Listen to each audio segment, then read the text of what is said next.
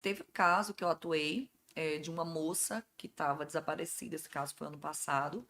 Uma moça que estava desaparecida lá na cidade de João Pessoa, não vou dar muitos detalhes.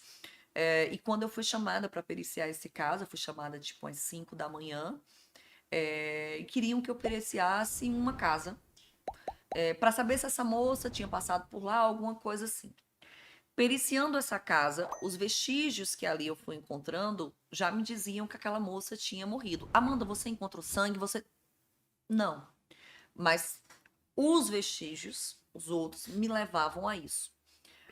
E são vários elementos, que aqui eu não posso nem detalhar tantos. Mas posicionamento, organização excessiva no apartamento, então já me indicava que aquilo ali tinha sido limpo, Sim. sabe? Tinha no meio de um apartamento metodicamente organizado, tinha uma pá suja encostada na parede. Uma pá Não de é, construção. não é Eu fiz, comum no gente, apartamento. sai completamente da lógica daquilo, Sim. né? Então aquela pá me chamou muita atenção. E ali eu já comecei a observar aquele ambiente com os outros olhos. E eu lembro que quando eu comentei com algumas pessoas que estavam lá, disseram, não, isso aqui não houve um assassinato aqui, não. Ela apenas saiu, não sei o que, sem dar muitos detalhes. Mas isso por quê? Porque E não tinha o sangue, talvez? porque não tinha um corpo, porque não Não tinha tinha um corpo, sangue, não tinha sangue.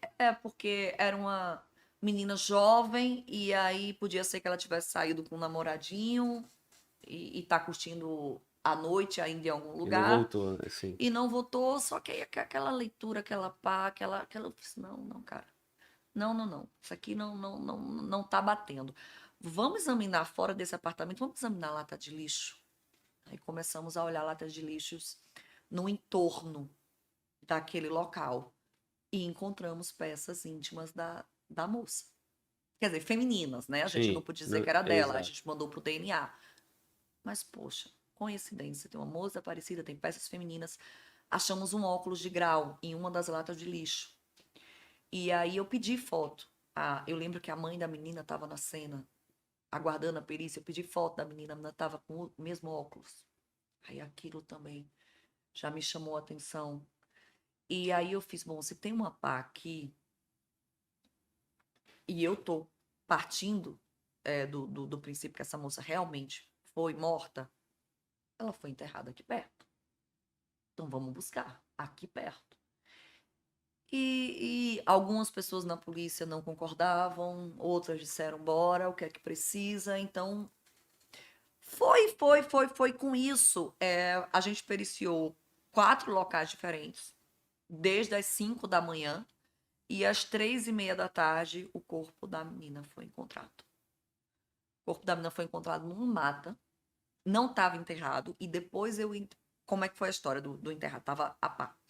E aí eu comecei, antes disso, de encontrar o corpo, comecei a chamar os vizinhos, perguntando se eles tinham ouvido alguma movimentação estranha. E teve um vizinho que disse que viu uma lata de lixo sendo levada do apartamento. E ele, quando viu, ele deu um grito perguntando o que era aquilo. E aí o cara que estava fazendo aquilo, ele disse que o cara se assustou e disse, fique na sua. Aí eu disse, cara, então ali ele sai. Aí logo depois ele saiu de moto. A história era essa. Logo depois ele pegou uma moto. Eu fiz, Sim. não. Então a ideia era. Na minha cabeça eu fui construindo. A ideia era enterrar. Essa cova já poderia estar cavada. E depois ele ia colocar o corpo. E como houve essa interrupção, é o inesperado, que muda o modus operandi que está organizado na cabeça do autor, ele muda. Então ele pegou a moto. Se ele pegou a moto, ele não colocou mais no lugar da cova. Então, esse corpo está em alguma área, num perímetro de até, no máximo, 1 quilômetro daqui. Aí começamos a olhar matas próximas. E estava a 900 metros. E o corpo não estava enterrado, ele estava todo envelopado num saco plástico. E ele não tinha.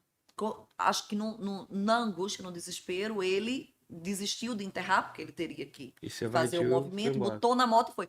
Como ele botou numa moto, você não vai muito longe com o corpo em uma moto, que as Sim. pessoas veem. Então, por isso que a gente parte do princípio que o corpo estaria ali próximo, né? E foi isso, e o corpo da moça foi encontrado. E eu lembro assim, a mãe acompanhou tudo isso. A mãe e uma prima, elas não saíam de perto. Então, quando se achou o corpo, existia uma angústia muito grande delas de saber se era a pessoa. E eu lembro que elas falavam muito, por favor, me diz se é, me diz se é. Só que o corpo já estava em avançado estado de decomposição. E aí a gente não podia pegar uma foto. Mas as tatuagens a gente consegue ver ainda. E aí eu fui e fiz uma foto da tatuagem. E aí eu voltei lá para fora que a gente fez um perímetro muito grande, justamente para que a família não chegasse perto. Não é uma cena fácil. E fui até o final do perímetro, pedi para que tirassem a mãe dali, para a prima poder reconhecer as tatuagens, porque imagina para a mãe. Quer queira ou quer não, ia ser um trecho da parte daquela vítima que já estava putrefeito, já estava diferente, e aquela tatuagem é muito forte, é uma cena muito forte. E eu lembro que quando eu mostrei para essa prima, ela deu um grito muito alto, e esse grito até hoje, sabe a memória olfativa? Eu tenho a memória auditiva desse grito. Então ela deu um grito, assim, um uivo muito grande, e ela caiu assim no chão.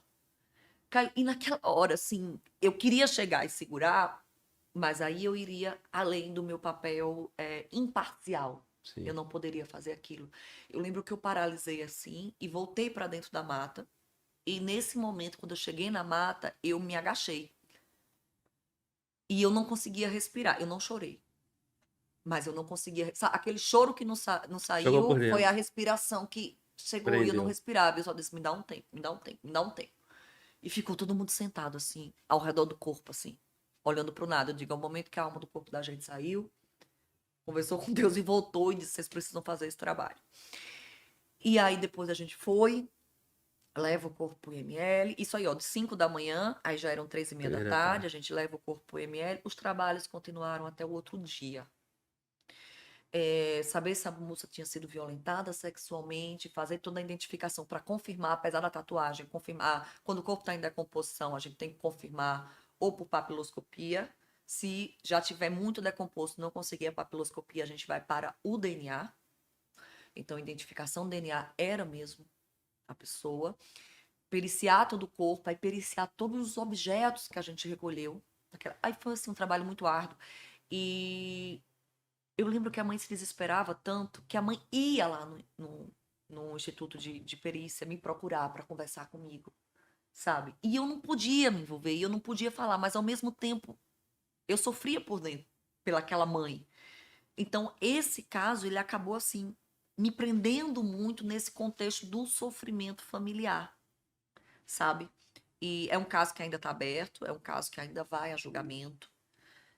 Mas os laudos foi um dos maiores laudos que eu já fiz. Esse laudo teve mais de 100 páginas. Eu acho que esse laudo teve 137 páginas.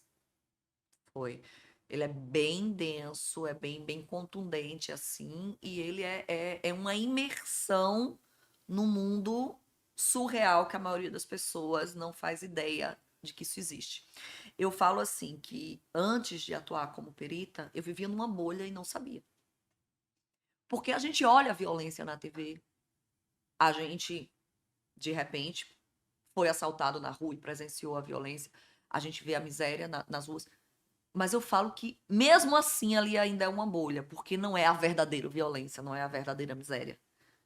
Quando eu comecei a atuar como perita, aí eu rompi a bolha e eu comecei a ver o que era o lado animalesco mesmo do ser humano, o que era o sofrimento verdadeiro de uma família, o que era uma miséria nua e crua. E isso lhe maltrata demais. Que tu vê por dentro, né? Os Não, detalhes. você vê coisas que você não imaginava que era daquele jeito. Sim. Você vê o além da TV. Nossa, como essa cidade tá violenta, olha quanta morte, olha aquela mãe que matou um filho. Aí você entra na perícia e você vê que mãe matar filho, infelizmente, é, entre aspas, normal. Normal. Porque a gente vê isso quase sempre. Deixa eu É te fazer muito uma louco. pergunta, só pra gente fechar esse caso aí. A pá ficou no apartamento por quê? Me deu essa curiosidade. O cara provavelmente Eu não esqueceu a pá conversei lá, com ele, né? A gente não teve o contato de conversar, mas a infelizmente. pá não tava suja nem nada, né? Não. Fazia parte do plano que teve ali, de repente, Que aquele ele vizinho cavaria. O modus operandi foi foi interrompido. Por isso do até que o corpo planejado, não né? estava. O corpo foi mais facilmente Sim. encontrado. Por quê? Porque teve o agir no impulso, né? Algo atrapalhou o plano. Então, aquela mente acaba não conseguindo executar o plano que fez e tendo que pensar rapidamente. Então, fica mais fácil para a polícia identificar. Então, a pá, se ele usou e limpou junto com o resto do apartamento, se ele já tinha cavado alguma coisa, mas que aquela pá seria para isso, não tenham dúvidas, assim.